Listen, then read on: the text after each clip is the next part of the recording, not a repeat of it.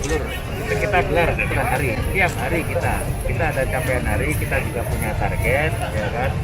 Yang sekarang ini alhamdulillah kita secara keseluruhan sudah 27% lebih untuk dosis pertama, ya. Dan kita berharap terus dan antusias masyarakat sekarang ini sudah mulai meningkat untuk setiap kabupaten. Kita terus menggelarkan vaksinasi ini terus menerus sampai kita berharap nanti di akhir Desember ini sudah bisa 50%. Ya, kita terus melakukan vaksin. Kita berharap masyarakat sehat, ekonomi pulih. Kita menekankan supaya masyarakat agar makin antusias untuk melaksanakan vaksin. Di bulan ini kita akan melaksanakan ada kearifan lokal kita Maulid Nabi. Tolong dibatasi, jaga jarak. Biasanya kita mengadakan acara Maulid Nabi itu selama 3 bulan.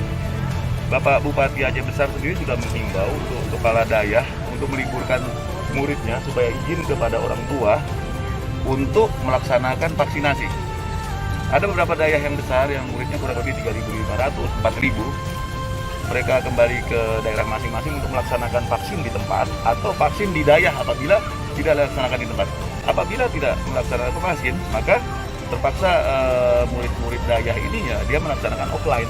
Kita minta kepada pemilik daerah untuk offline, karena itu rawan bagi orang tuanya masing-masing apabila tidak divaksin. Perlu kita ingatkan, mungkin saya perlu bantuan awak media semuanya untuk korban meninggal dunia se-Aceh sejak COVID ada 2017 orang. Itu bukan angka yang sedikit dan itu tidak hoax.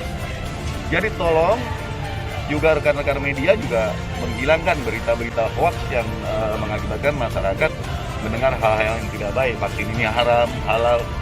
Toh di Mekah sekalipun, kalau kita melaksanakan syariat Islam di sini, di Mekah sekalipun ditutup. Kita tidak boleh masuk seandainya kita tidak divaksin.